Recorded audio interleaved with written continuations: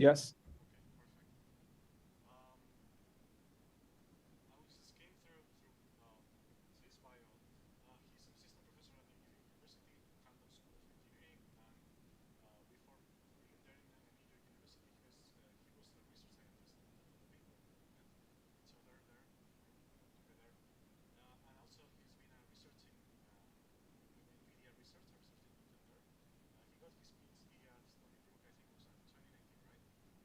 Eighteen.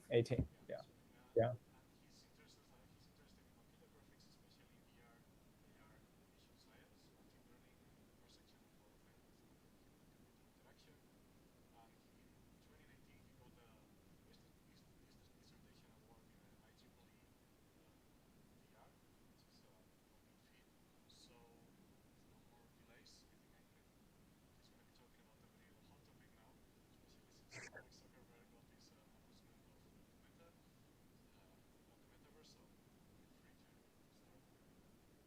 Okay.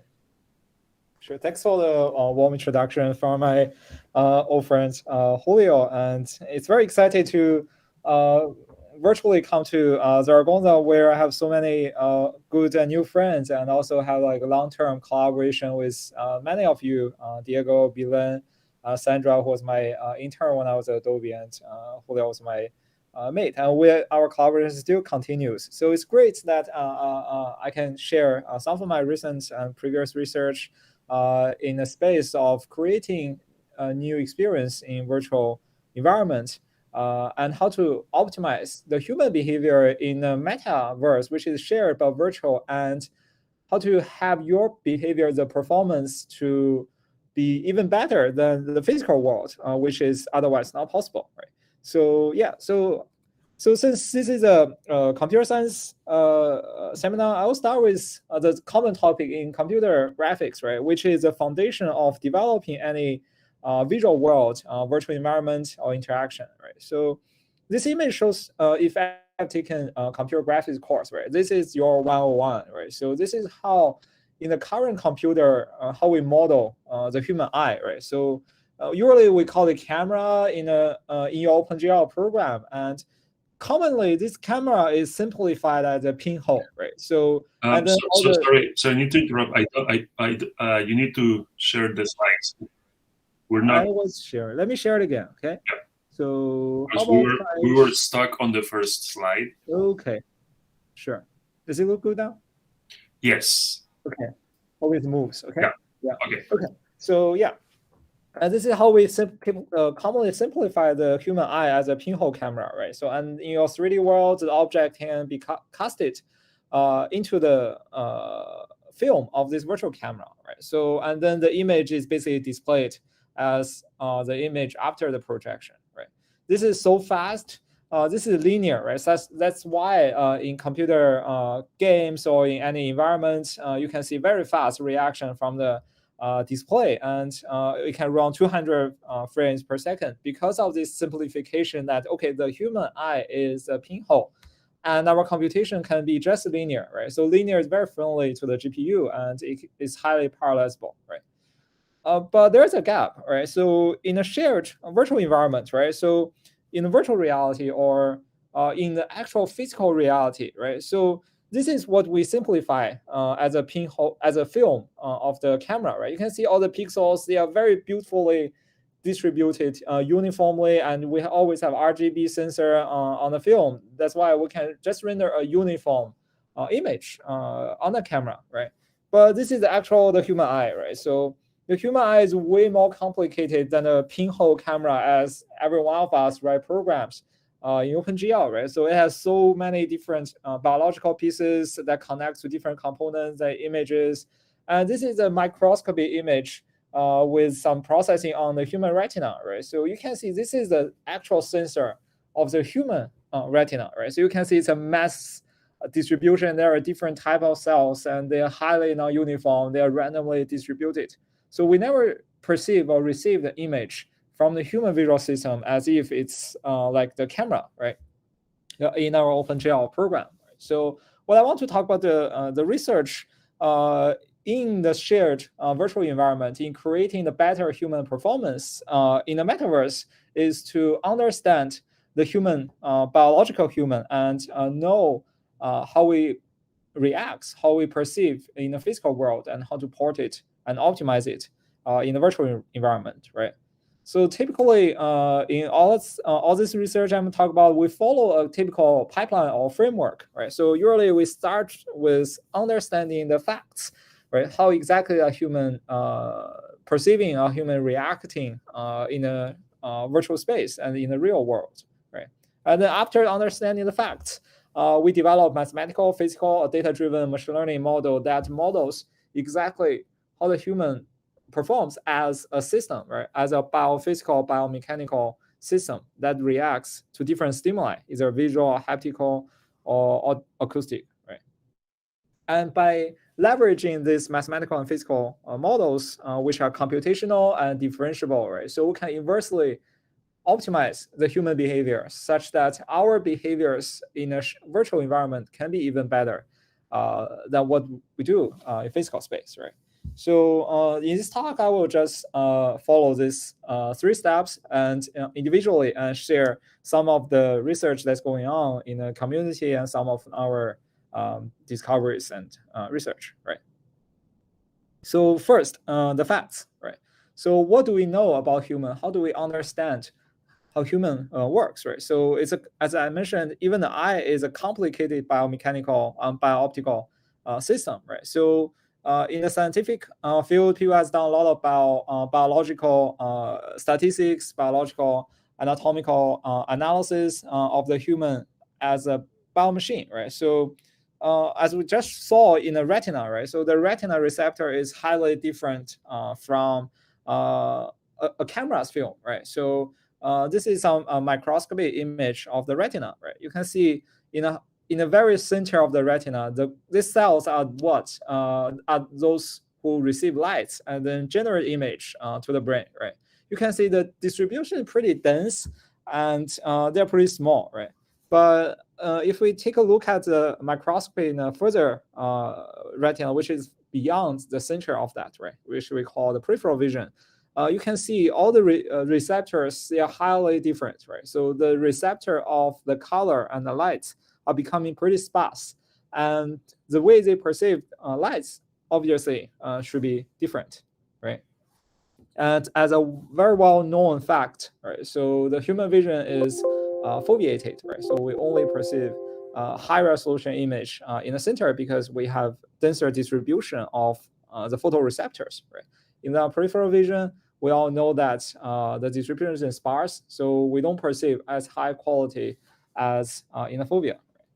So not only that, because the non-uniform distribution, right? So after the lights are perceived by the retina, actually it gets splashed on our retina, right? We never perceive pixel by pixel by pixel. We perceive small splatted, splashed area, right? So and then this show the bottom right corner shows how exactly we perceive, right? So after the lights are perceived, it splats. What we call is a point spread function, right? So basically, light spreads on our retina.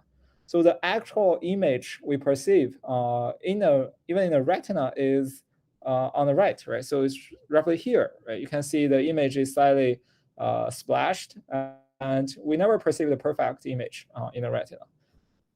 These are some facts about optical propagation and perception on the retina, right? And the eye also has complicated dynamic behaviors, right? For example, vergence. This is a common practice that the human eye do, right? If you try to look at the object at different depths, clearly your eyeballs, they rotate. And because of the rotation of the 2 eyeballs, it tells you roughly where or how far this object is, right? And human eye also performs very fast eye movement, right? The reason is because, as we just showed here, right? So the image is never perfect. We only see the very small portion of high quality image in the eye. So people perceive very fast eye movement whenever we see novel view. This speed can be above even 1,000 degrees per second, which is rapid movement in the eye, right? So this behavior we usually refer as saccade in vision science, right?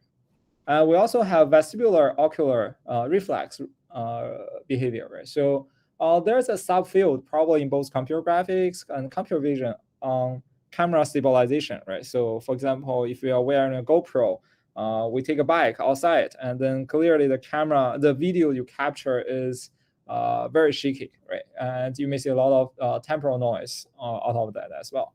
And we usually try to have camera stabilization algorithms to stabilize the video.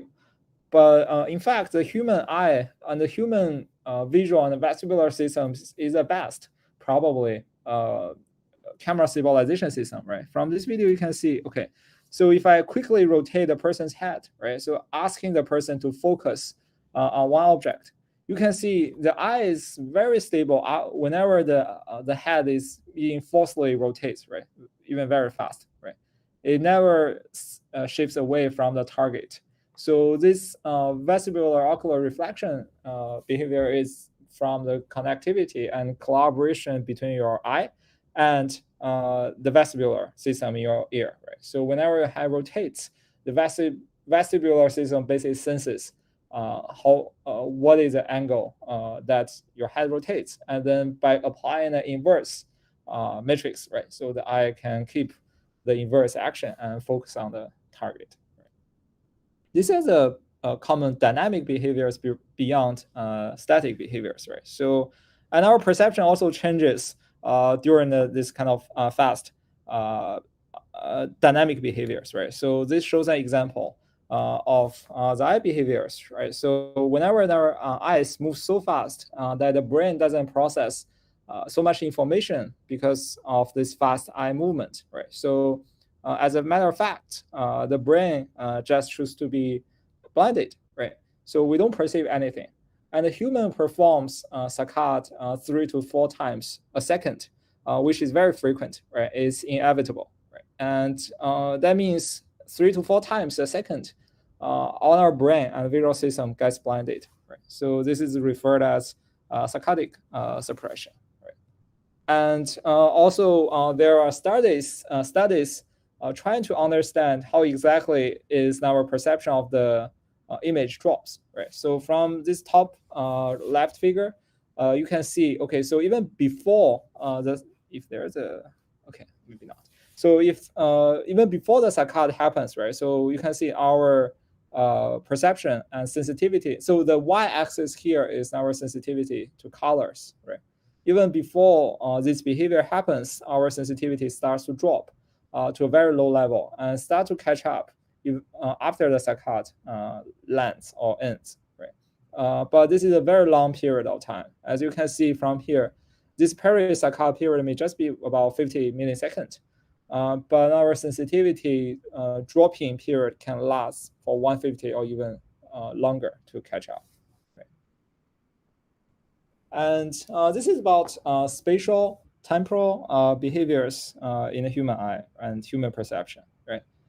And we also perceive depths spatially and temporally, right? So depth perception is a complicated cue that integrates many factors that we perceive, right? So motion parallax, this is easy, right? So even before the 3D computer graphics was invented, even for example, if you ever played Super Mario or something like that, right? So you still perceive the 3D information by moving your cameras, right? So the closer object moves faster, the further object moves slower, right? So this cue is usually referred as motion parallax. And clearly, because of this left and right eye, we are perceiving different objects, right? That is how the current VR and AR system can give us depth, right? It uses two displays and let our left and right eye see different things. Right? We usually refer this as binocular cue. Because of the binocular cue, because your left and right eye are seeing different things, your eyeball can rotate and focus on the particular object. And not even beyond two eyes or motion, right? So we can also perceive depths by a single eye, right? So this cue is usually referred as monocular or accommodation Q, right? So you can focus on object at different depths, and because of the blur, right? So because our eye is not a pinhole camera, right? It's a convex lens. If you focus on the closer object, that's this pigeon, and the further object, the grass, may be just blurred, right? By that way, you know the further elements has a further depth than the closer pigeon when your eye is actually focusing on the closer depths, right? So this is accommodation Q. But also interestingly, accommodation Q is usually understood as the Q that the eye perceives a blur, right? So if you focus on closer depths, the further objects are being blurred. But it's also the muscular reaction that your muscle in the eye actually has to stretch the eyeball so that it can focus on different depths, right? So during this process, we are perceiving muscular cues from stretching the eyeball to focus on different depths, right? And also we perceive the actual optical blur from the image, right? And we did a study before that. We developed a display that can give you the proactive depths that we usually call as live field display, right? We did a study before to understand with a single eye, how do you exactly perceive the depth? Is it a cue just from the optical side that you perceive the blur, or it's a cue that you integrate your muscular reaction together with the corresponding blur that you perceive, right? So the study works like this, right? So in the first experiment, we designed this experiment, right? So basically the person sits further from this object, and we render this target image with different levels of blur across your visual field, right? So it rendered in the center, further across the whole retina, right? We asked the participants to indicate how blur or whether you can perceive the blur between two stimuli, right? And this is some sampled result from us, right? So the x-axis here is basically the eccentricity of how far it is in your visual field, right? So when 0 is right in the center of the view, right? When it's 15, it's 15 degrees away from this center on your retina, right? And the y-axis is basically the threshold that we can tell two different levels of blur, right? You may understand that the higher that is, the weaker we are at telling the blur, right? Because it's a discriminative threshold, right? The lower the discriminative threshold, the better we are at telling the depths, right? And this is some sort of regression of our results, right? So regardless of that black line, this is the regression from us. You can see from both of the users, our perception across of the blur from the single point image is pretty much constant, right? We don't really have a varied capability of telling depths, of telling the blur at different levels. Right? And then this is raised a question that it doesn't make sense, right? Because our visual capability in a further periphery should be weak, right? So we are not good at telling depths in a further periphery, right? And we did another study, right? So using our developed display, we asked a person to actually proactively accommodate or defocus on different depths from your eye without a passive blur, right? So on the right, this is the experiment with our display. It's almost the same procedure, but instead the person is proactively focusing on the depths by the 3D display, right? And the only difference from the left and the right is on the left, you are only perceiving the optical blur, right? On the right, you are perceiving the optical blur by proactively controlling your muscle in the eye, right? Now we observed a significant increase of the threshold that we can tell object at different depths, right? At further periphery, you can see the capability of telling the depths is a lot higher than the center, right? Sorry, the threshold is a lot higher in the further periphery, right? That means our capability of telling depth from the single eye accommodation is weaker in the further periphery. So there is a disagreement, right? So on the left and right, the only difference between them is we are using muscles to control the eye instead of passively perceive a 2D blur, right? So that gave us some hypothesis that actually we perceive depths by focusing on different depths using both the cues from the muscle stretch and the corresponding blur versus the optical blur only. So getting the depths right is a complicated optical and biomechanical procedure. Right? That's something interesting that we discovered. And what I'll talk about so far is mostly about the facts, right? So the studies that we understand how the human perceptual system works, how that reacts to different stimuli, how the whole human system as the physical platform that performs. Right? So, but to make it really computational and be applicable to computer systems, right? So we want to develop computational models that tells us how exactly in a physical or mathematical language that the human perceptual system works, right? And there are several computational models. One example is, okay, so the biostatistical models, right? So medical expert and biophysicists, they conducted a very heavy retinal anatomical statistics by using the actual human imaging, right? So, and then as we said, our retinal receptor in a further visual field is sparser, right? And exactly how sparse that is, right? So what is the distance, the statistical distance between two receptor cells, right? So researchers have given some biostatistical models that statistically tells us, okay, how far two receptors are from each other as a function of the eccentricity, which is how far it is from your center of the retina.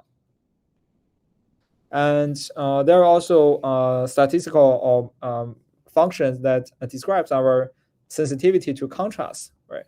And contrast is typically referred as our threshold of telling one stimuli from the other, right? As a function of frequency as well. So there are also studies showing at different eccentricities, our contrast sensitivity also varies. And point spread function, as we just talked about, right? So after a light is being received by the retina receptor cell, it's not a single pixel. It's a spreaded small area. But different people may have different ways of spreading these lights, right? And there are also a large data set that give us a statistical possibility of understanding individuals' point spread on the retina, as you can see from the right. So in an A here, it shows a different point spread function. Okay, some people very rarely may have a perfect retina, right? So then our point spread function is one single point. So whatever you perceive is more like a camera, right? So it's a perfect image. But if the spreading is varying, for example, around here, right? So I'm not sure if you can see a laser or something here. But for example, in the second row, right? So this is irregular shaped point spread function, right? At corresponding position, you can see, okay, the image also varied, right? You perceived a blurred image, even if your receptor is correctly perceiving or receiving all of them, right? So for this point spread function, if this function is a regular function, it's a lower order function, this type of vision problem can usually be corrected by the glass, right? So we can inverse this function, and then we can perceive the perfect image as long as optically we can inverse this point spread function. But the challenge is if this is a higher order function, right, which is a complicated shape, it doesn't have a formula that can describe what that is, and then it's becoming almost impossible to correct this optical problem by glasses.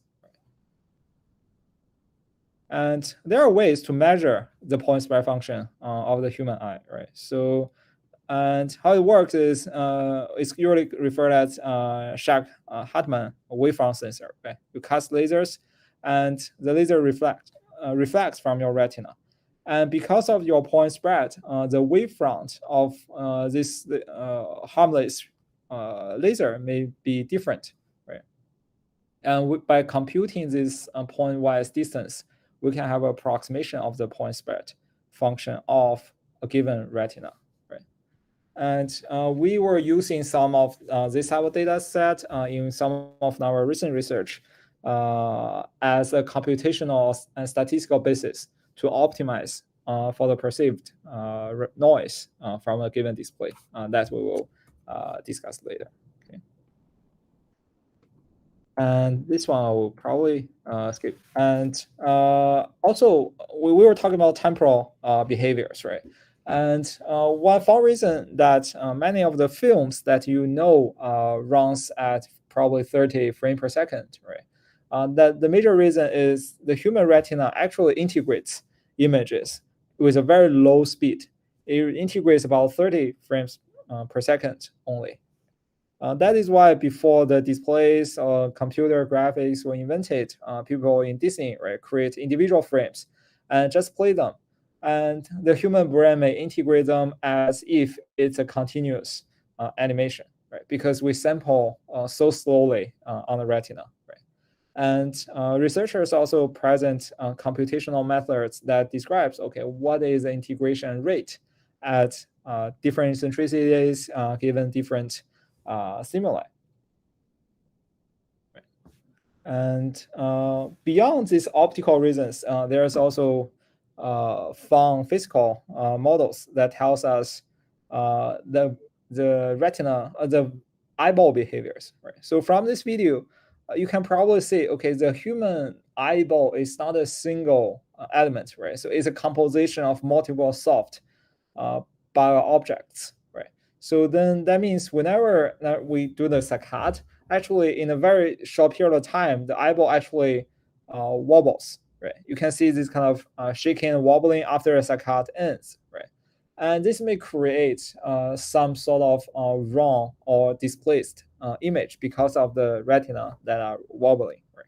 But you can also physically predict how exactly the wobble is happening after the rotation of the eyeball, right? So in the iris. Okay. These are some biostatistical, physical, and optical models that we understand and we can actually compute. Right? And with this computation, the final goal clearly is we want to have them to help us to help the human behaviors in a shared universe, right? So in a virtual environment, can that be even better than our current physical space, right? Because in a physical space, there's nothing you can control. It is what it is. But in a shared universe, right? So whatever you perceive can be altered, right? How can we use this computational model to optimize our experience to make it better, to let us perform even better? So I'll show some recent example applications that we worked on. So several lines. One is about optimizing the display with a focus of the human perception, right?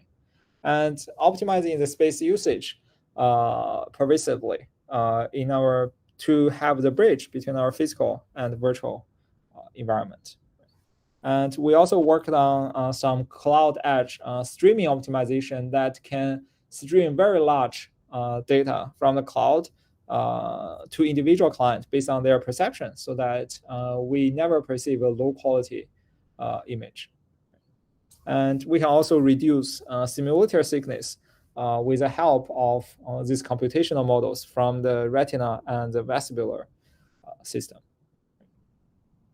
So optimizing displays, right? So first line is transparency, right? So it's a well-known problem that current VR and AR displays, they cannot control well in terms of transparency, right? So, and why transparency matters, right? So imagine you are in a virtual meeting with another one who is in remote. And if you ever used HoloLens, you always see everything virtual is semi-transparent, right? It can never be opaque. It can never be purely transparent, right? But in reality, you never see a person who is semi-transparent, right? So this transparency gives us very strong misunderstanding of objects. But due to the optical design, there exists almost no existing solution that can automatically control the transparency of objects, right? This is a rough optical design of HoloLens as a waveguide, right? So the lights are propagated back to the human eye together with the physical lights, right? And I wouldn't go through the details of waveguide design, but from this example, you can see how it works in the current off-the-shelf AR displays is you are perceiving both the physical lights and virtual lights altogether, right? Because you are perceiving both together, you cannot really see the opaque virtual object because you are perceiving the physical lights as well, right? But actually, transparency really matters, right? So imagine in this example, right? So this is a physical world. Imagine you are wearing, for example, an AR display, right? And if this kind of this star is a virtual object, right? So the virtual object, if it's closer than the physical building, then it should block the physical building. That's all what you should perceive that, right? If this virtual object is further than the physical building, then the physical building should block this object. You shouldn't see this virtual object when it's further than the physical elements, right? This is the ideal experience or ideal perception of the 3D world, virtually and physically, right? But this is what we typically perceive, right? So in an AR display, you see both all the time. You only see the semi-transparent virtual object, which give us a very wrong perception of its depth and its location in general. Right. So to solve this problem, we recently developed some new display system. Right. So here's how the LCD works. Right. So in a regular LCD display, we have the liquid in front of that, and then we usually have a backlight that projects lights. Right. And we have this liquid that can control, okay, what type of lights can pass through individually, and then that can generate lights, right? So for example, in this case, we are blocking the green lights, but we are passing the red and blue lights, right? This is how an LCD system works. That is how you perceive different colors by blocking different backlight, which is bright and white. And then these two lights are casted and you perceive a different color. So this is a very micro scale enlargement for a single pixel, a very single pixel, right? So what we did in one of our prototype was, okay, you can push this backlight away, right? So leave some space between them, right? So this is a physical space that would actually happen. We connect this backlight to the computer and also this LCD panel individually to this computer. So by this design, we can separately control the backlight and also the color film. And we were using a very high refresh rate display that runs about 150 frames per second. And how we did the actual rendering of this display is this, right? So in the first frame, we render an image with a backlight on, but also the color channel as black for the background, but also the RGB for the foreground. Right?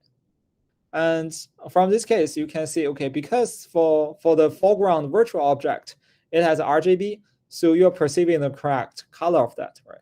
But for the black physical background, because all the lights are blocked, you are not perceiving the physical background in this frame, right?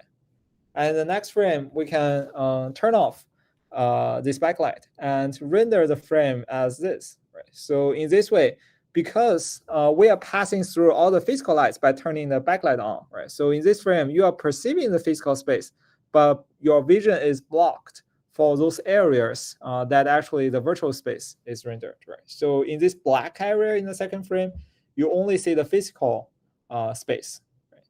And we do this all the time with a very fast refresh rate. But as we mentioned, the human eye actually can only sample temporarily at 30 frames per second, right? So instead, we integrate multiple frames, right? In some frames, we perceive the foreground, but not the background physical space, right? In some frames, we don't perceive the virtual object, but we perceive the physical background. By integrating them, we actually can have a transparency controlled display by using the human perceptual knowledge that we don't have a high enough sampling frequency, right? So this is an example of this system, right? So you can see there are some virtual water drops, right? These water drops are actually virtual, and they appear to be real because they can have a proper transparency and refraction control, right?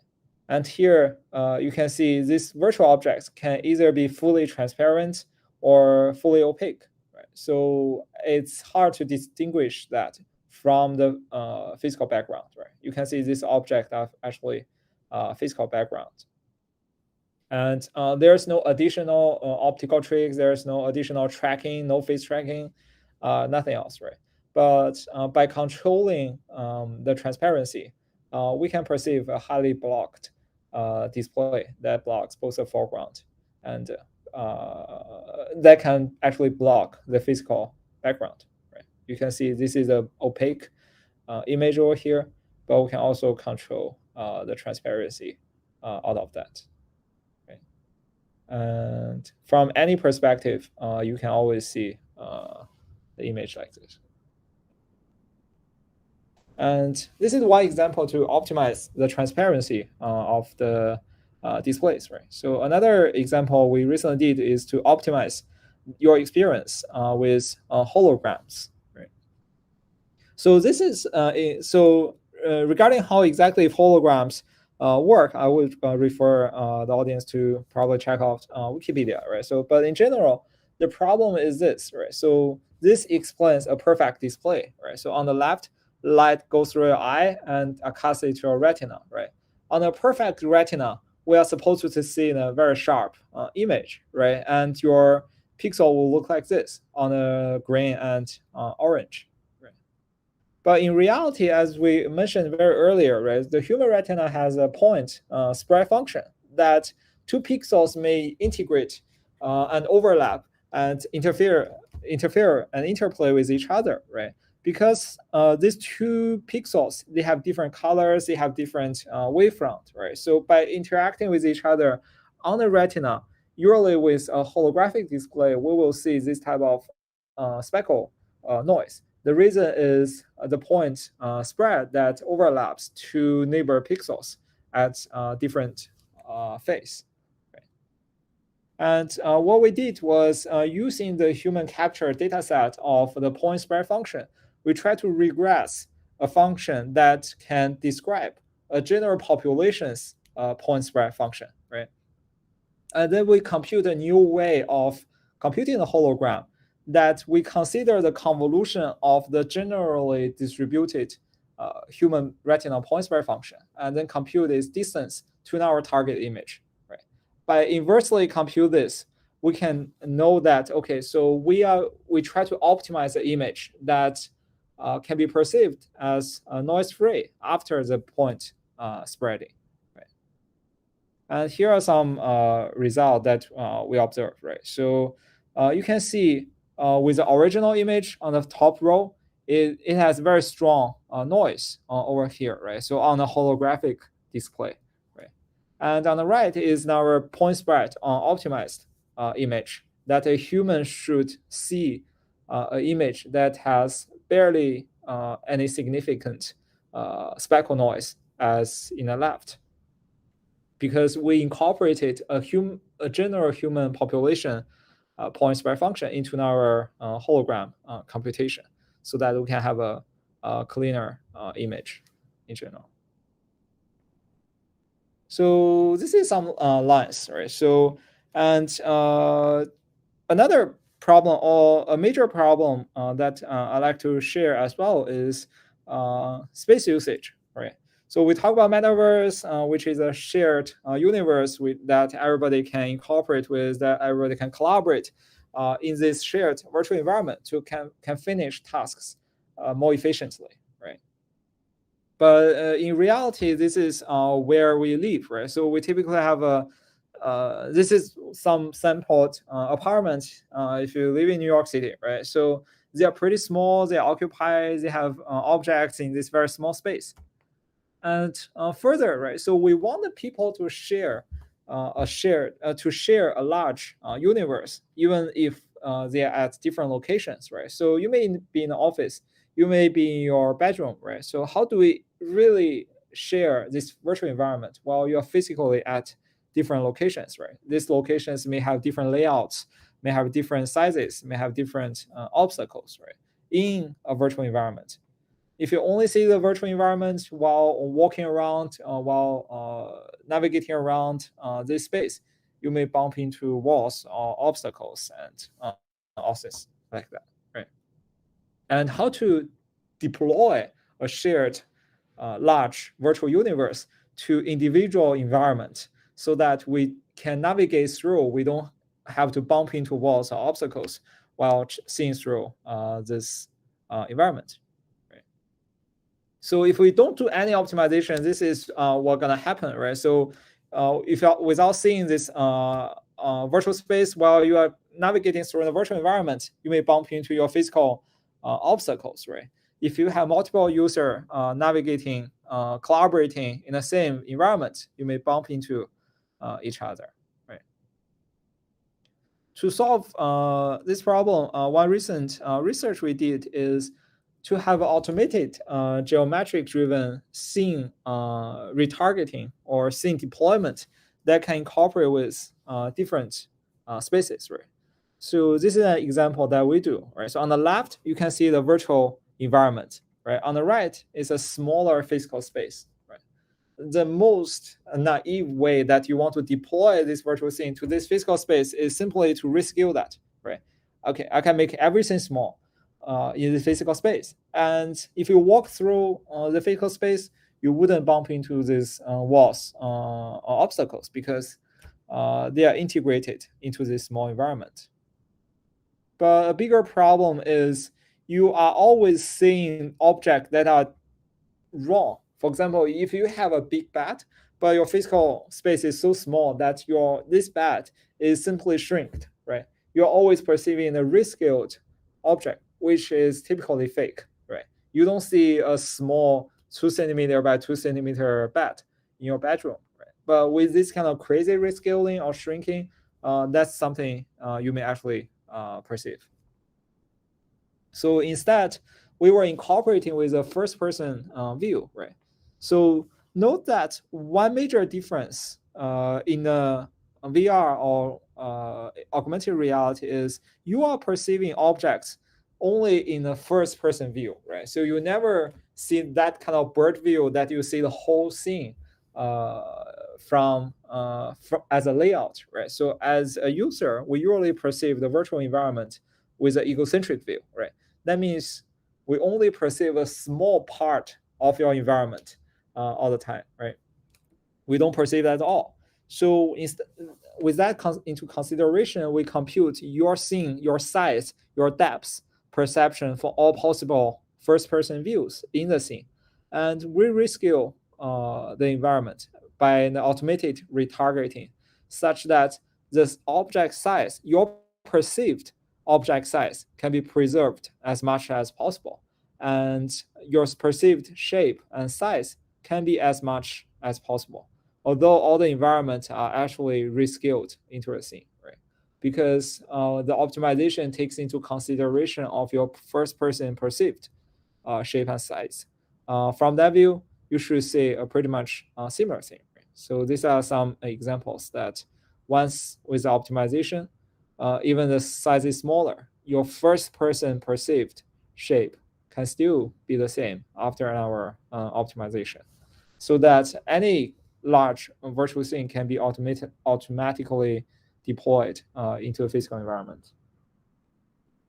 And we also take into consideration, for example, occlusions and other factors, right, to have this fully automated scene. With this resetting, you can actually walk through a large virtual scene automatically wherever you are. If you are in a small office, if you are in a large living room, and we can always redeploy a virtual scene over there and to augment this virtual scene to your physical space, right? And you can naturally navigate through that.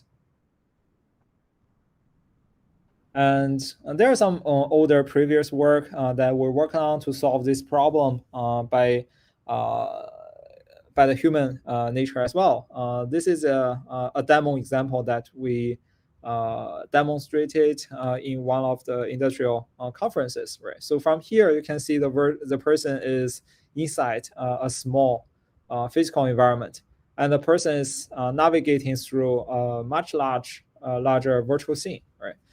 From here, you can see the green path is the user's physical path, right?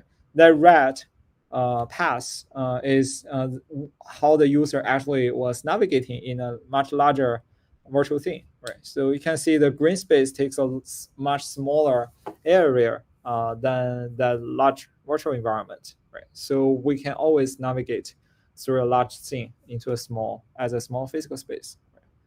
Right? Different from that first person egocentric scene retargeting, this was using some other human nature that we mentioned earlier before, that the brain is simply blinded, right, during the saccade, and we have the eye tracked head-mounted display, right? So originally, if the person wants to go straight and to this target area, right, so this may take a very long distance in a virtual environment, and you may just bump into walls or obstacles in this environment, right?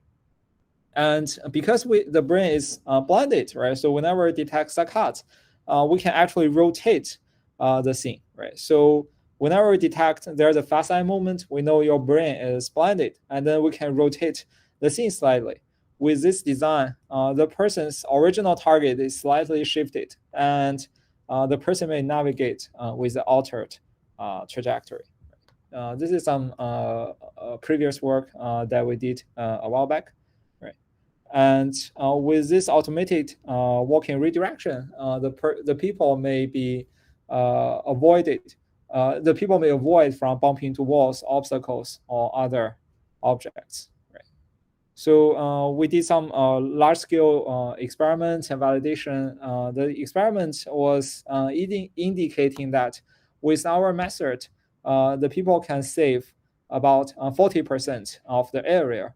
And even with some computational optimization for the path planning, we can save about 75 area. That basically showing that you can navigate through the virtual scene naturally through walking, which is 75% larger than your physical environment.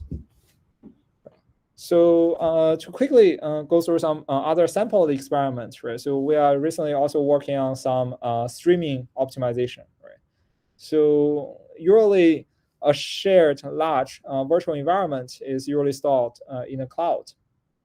And because of so streaming is become very popular, that we receive the cloud stored assets in 3D, in 2D, so that we don't have to do the rendering and anything on a very compact local environment. But the latency is a big problem, right? So as you can see here, in a very highly dynamic environment, if you run a streaming game, for example, there is always very strong latency that even the person is not operating, after probably half second, it actually reacts, right? So this is very bad for professional or interactive applications that you want to remotely operate in a virtual environment through the cloud and client streaming, right? So we recently developed some method that incorporate it with how the eye perceives, right? What's the most important asset we should stream to the user end, such that in this cloud-based streaming, we can always optimize your perception of the quality in a streaming setting. Right? And some side note is of simulator sickness, right? So some of our recent research tries to solve or reduce the perceived simulator sickness. One reason of the sickness is, okay, so in a virtual environment, if you don't walk, right? So if you control the virtual thing by keyboard and mouse, because you are so immersed into the remote virtual environment, right? The way you perceive your motion is different, right? So your ear, your vestibular system is telling you that, okay, I am remaining stationary. I'm not moving because physically you are sitting here, right? But your eye is telling you that you are actually rapidly moving, right? So there is a conflict between your physical stationary pose from the ear and what you see from the retina on the screen on this virtual environment that you may rapidly move, right? So this conflict may cause strong simulator sickness, right? And we also, this not only sickness, right? So this may also cause falling because your perceived motion is different from your physical motion, right? This misalignment may cause falling in many cases in interactive scenario, right? We did some computational method that computes how exactly is your eye perceiving of the motion and how your ear, how your vestibular system perceives your motion. And we try to optimize their similarity and with any input, right? In that way, our study showed that we can perceive a much reduced simulator sickness by making the rendering such that your eye perceived motion can be as close as your ear perceived physical motion, thus with a lower level of conflict and lower level of sickness as well. So these are some research that we do. We are also collaborating with Diego, Bilen, and Sandra as well on some time perception and other projects, right? But in general, the final aim is, can we use mathematics? Can we use physics? Can we use about neuroscience and also computer graphics to make superhuman in a metaverse who can operate, who can perform even better than the physical world, right? And we want the methodology is we want to learn the human nature, we want to model the human nature and then leverage it to the real world applications with the help of this environment. Right? And we're interested also in extending some research in neural interface right now and also creating digital twins that are physically precise in a virtual environment, right? Which can make this shared metaverse as a physical replica of our physical environment to save a lot of duplicated simulation and all like that, right? And a side note is all of this came from a lot of great collaboration, including Universidad of Zaragoza and other industrial and academic collaborators. And other than that, it's all happening just from our own. And also a side note is my lab at New York University is always welcoming new members in the coming year at all different stages, from a new graduate student and new postdoctoral researchers. Should you are interested in doing research with us and New York University. Okay. We have a large computer graphics communities and VR and AR communities here. Okay. Thanks. I guess that summarizes my talk.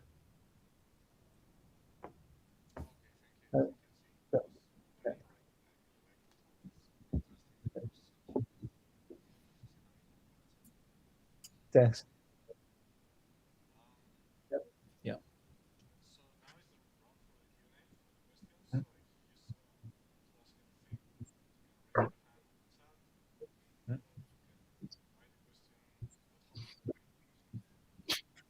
Yeah. Sure. feel free to email me as well if you have any questions regarding the research or some additional material you'd like to.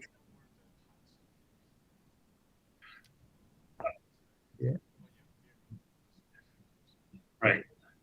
So thank you for the talk. And I guess my question is kind of obvious, but maybe it will kickstart the session. Yeah. After, as Julio said in the introduction, after Mark Zuckerberg is announcing the Metaverse and all the other companies are announcing their own version of the Metaverse with different names. Yeah. What do you think? Do you share that vision that that is the way to go?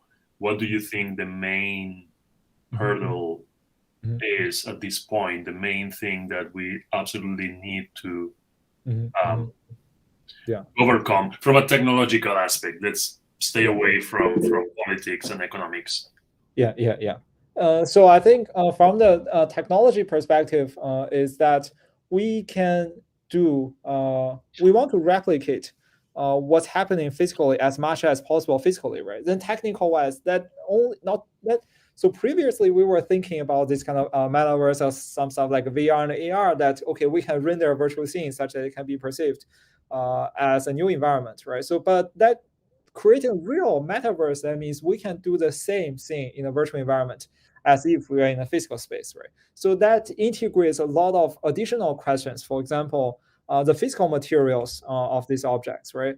And the haptics, right? So we can touch things physically, but we cannot touch things virtually, or hardly we can, right? So how to have a realistic multi-sensory visual, audio, haptics, and all these additional challenges, right? So I think that give us some technical challenges and also opportunities of extending the visual perception and how do we see to a multi-sensory way, right? So we want to do things, we hear things, we touch things in physical environment, but not there yet from the technical perspective.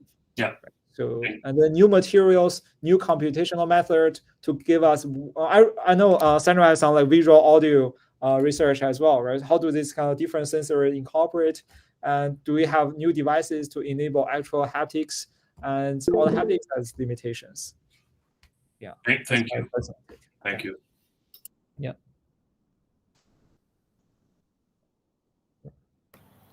Hi. Thanks for the presentation. It was really interesting, especially the last part. Yeah.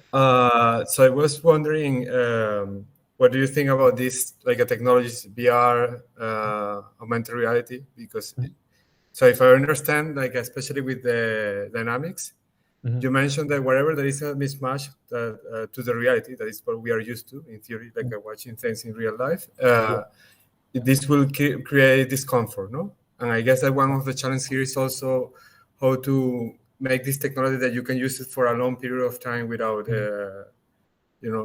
discomfort. So I don't know what do you think, because it seems that with AR or like, for example, HoloLens, you don't need to replicate everything. And then I guess that this is a less chance for mismatch. Or what do you think about this?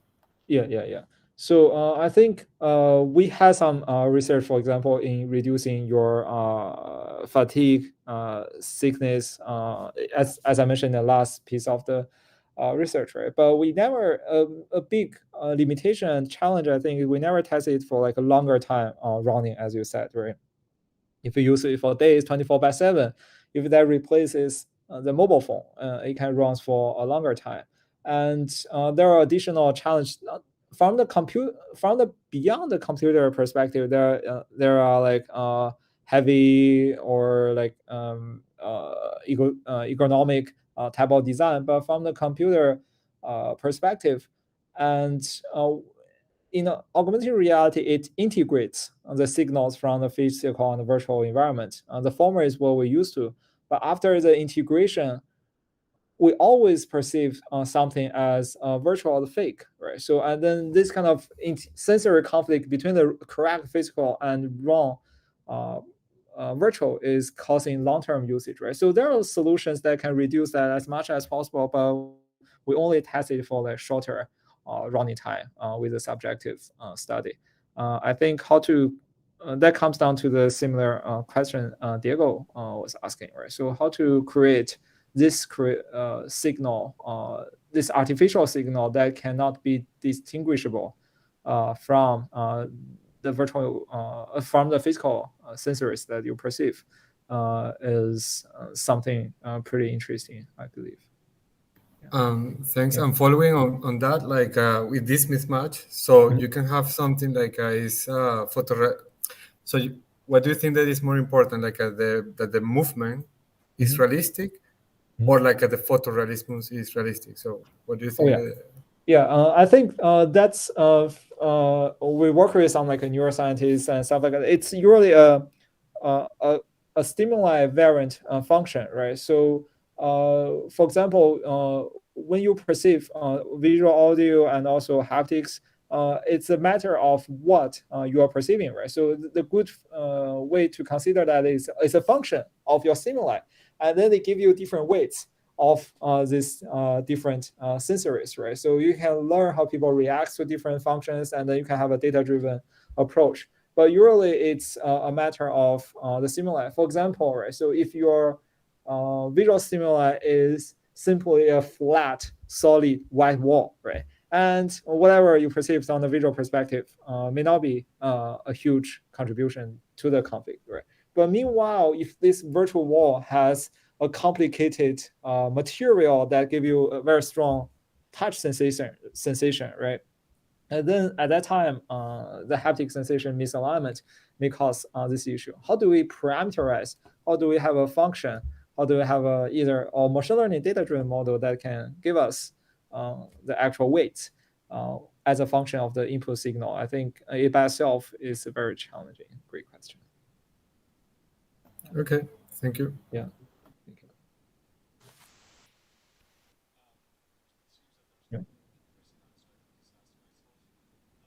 Yeah.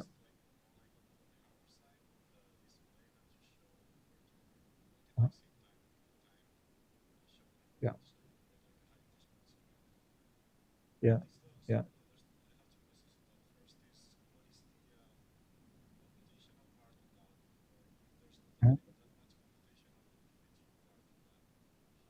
Yeah. Yeah.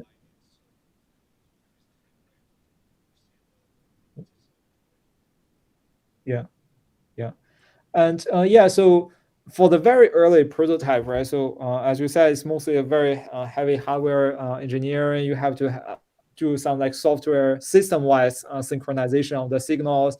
You are independently control two things with multi-threading.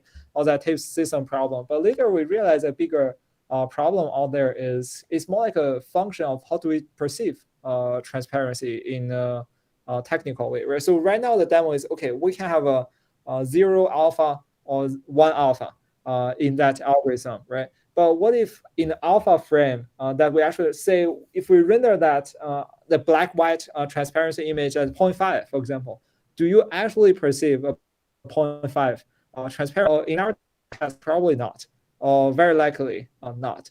And then how to have a computational method that can know your perceived transparency versus the rendered transparency to bridge that function such that your rendering can give us, okay, the person perceives 0.5 transparency, then I should render this way in a spatial temporal perspective, right? So then there are some additional algorithm and perceptual modeling challenges over there. But for the very early prototype, that was pretty much system engineering and hardware prototyping. Yeah.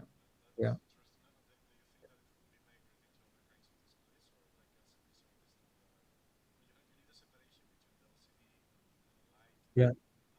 Yeah. Yeah. Yeah. Yeah. So for some wearable display, for example, right? So then hardware-wise, right, you can consider some sort of like a wave-guided bright light casted over there, but we only keep this film in front of you, right? So but the backlight can be that way, and then with that we can use this LCD frame to control your transparency of the physical world by some hardware engineering. We didn't really go through that. That was pretty much more like a demonstration prototype that how to use spatial temporal perception to control your perceived transparency. But I think that has a good potential of integrating. But the challenge though is, okay, so we sampled 30 frames per second. For that experiment, we were using 140 refresh rate display. And for 140 refresh rate display, if you put it to the head-mounted way, and then the computation and the performance in 3D is really challenging as well, because you have to perform the rendering as well, rather than just fetch the frame. Right? So if your time budget is like 6 milliseconds, you have to perform everything. So, yeah.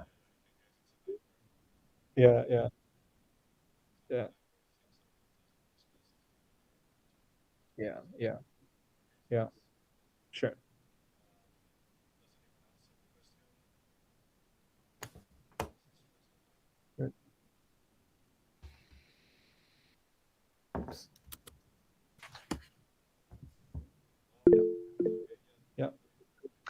Okay, I was wondering if I could make this question because it's a bit abstract and complicated, but I will go. So we saw that you're studying how humans perceive and so on in order to match the models to that perception. But can they already give us some information about how to present the information so we improve how that information is perceived in reality? So, for example, for work environments that are harmful for this attention and so on. Yeah, did you already look into how to show with this metaverse like new work environments or things like that that can already improve our discomfort? Yeah. So over this, we actually had recently had some collaboration with mechanical engineer experts, right? So they were working on some like workspace construction and stuff like that. But the thing is, New York City is a complicated environment, right? There are like tall buildings, skyscrapers, and there are shadows and sunlight problems. But you can't really say, okay, let's build it first and see whether it works.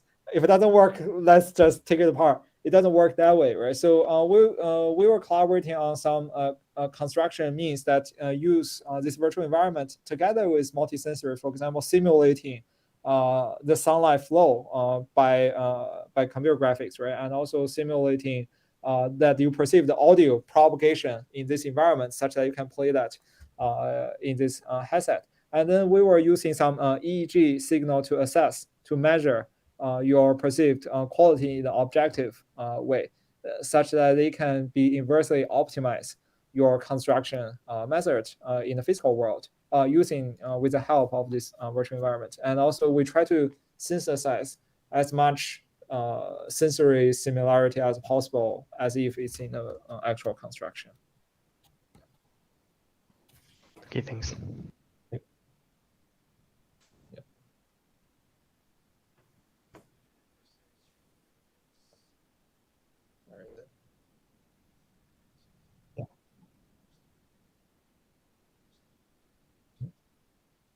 Sure. Yeah. Sure. Yeah. Yeah. Yeah. Yeah.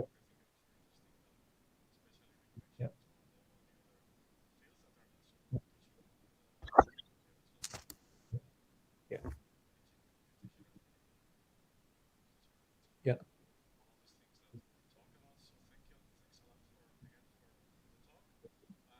Thank you. Okay. Look forward to more collaborations and continuing our lab together. And thanks for the invitation, Diego, Bilen, and Julio. Thank you. Thank you. Bye-bye. Bye-bye. Thank you. Bye. Thank you. Bye. Thank you. Bye.